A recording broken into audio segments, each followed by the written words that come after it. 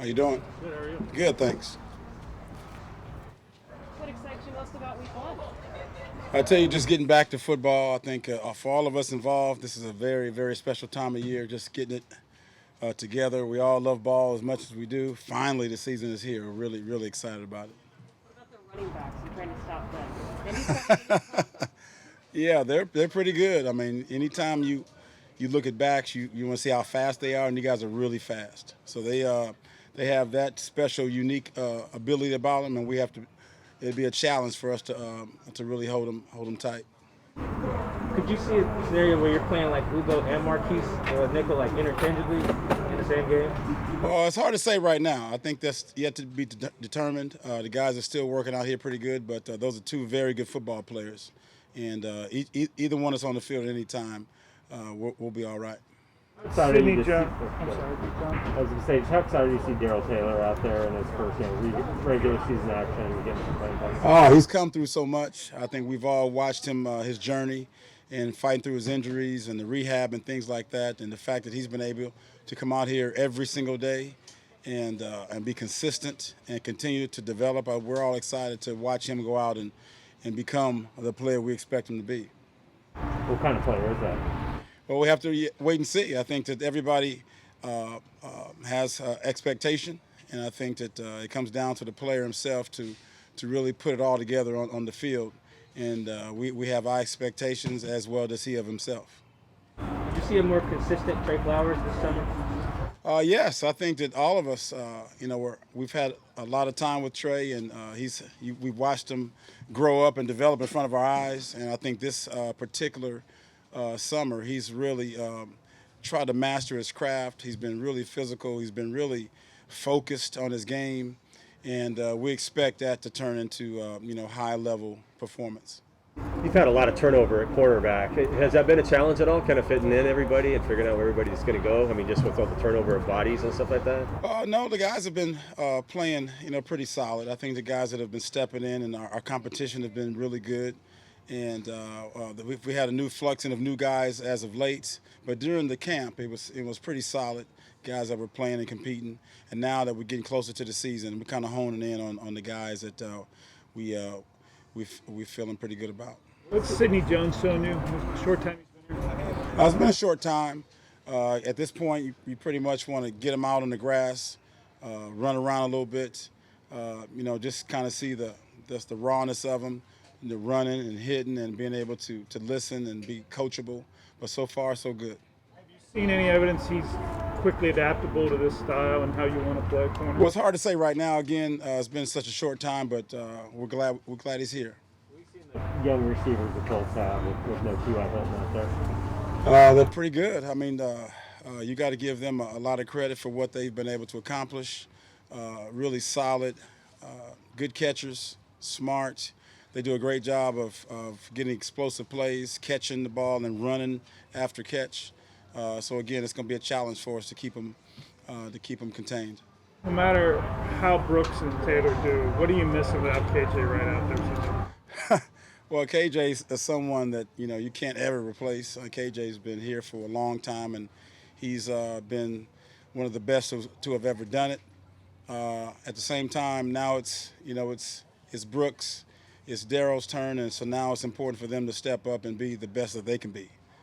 Is there a tangible difference before the snap, for instance? Wagner used to talk about how he just looked at KJ and said they knew where they were going. Is there a tangible difference? Is there more on Wagner's plate now because he's got to kind of traffic cop? Well, Wagner didn't just come out of the sky being Wagner. He had a development to him. Same with KJ. They both were here a long time. They played a lot of football, and they developed into the players that they are. Now it's time for Brooks to develop and for him and Bobby to find a way to really work well together.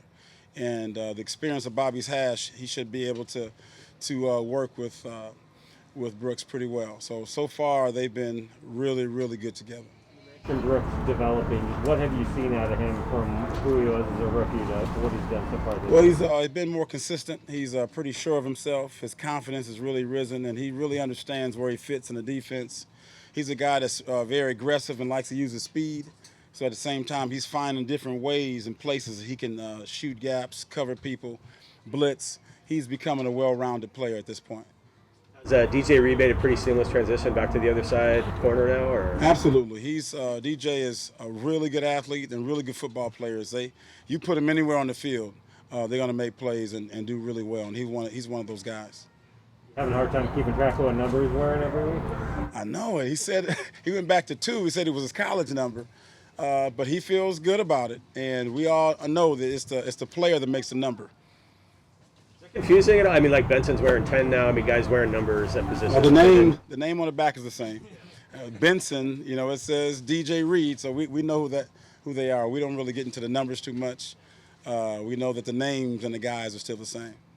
Well, what will Jamal be able to do the second year in this system that maybe he couldn't the first year, whether it was learning the system or the injuries he had to deal with? Well, I think it's a little bit of everything. Jamal's a fantastic teammate. He's a great player to coach. And again, he's now going into his second year in the system. He'll be more well-rounded. He'll understand where he fits in the defense and how all the coverages work together. And I think you'll see so many different things about him. He's a really good football player all around. I think everybody pretty much saw what his blitzing really stood out. But he's a guy who can blitz, he can cover, he can communicate, he can do a lot of really good things on the football field. He's a great tackler. You'll see everything he can offer in year 2. I'm sorry. If your defense is working as you want it to and the front four is performing, is it true he'll blitz less? Is that optimal for you that he doesn't blitz as much? I don't know if I can say that. I just know that everybody will be working really hard, and I think they'll just play the best they can. When you have, going back to KJ, he had like the rubber bands in his ankles and stuff this rookie year. Have you had to do anything else unique like that with young guys? Everybody has, different things they need to work on. KJ was special. He was, a little bit crazy with his legs. But different guys, you have to approach differently. Some guys you need to study more, teach them how to study, walk them around the field, hold their hand doing different things. But I haven't had to do exactly for KJ what I did do for the new guys. But everybody has unique things that helps them learn better. With DB specifically coming out of college, have you seen, them needing to adapt, getting their head around? You see a lot of guys in college just go like this, Right. balls in the air. Has that been a struggle with bringing in rookies? I don't know if it's been a struggle. I think that, a lot of different coaches and teams teach different techniques. We stay on top. Some teams stay underneath. A lot of teams make sure they turn back and look at their head. A lot of teams play the hands on the ball. So it's just a matter of your philosophy and how well you coach it. How has Trey Flowers developed over the years in that regard, playing the ball, getting his head around? Well, we'll see. I think that the first 3 years of his career, we've seen his growth. We've seen the different things that he's gotten better at. And I think that this year we're expecting, the best of all the 3 years, because he's really been focused, like you've seen at practice. He's really been working extra, coming late, staying extra, working with the coaches.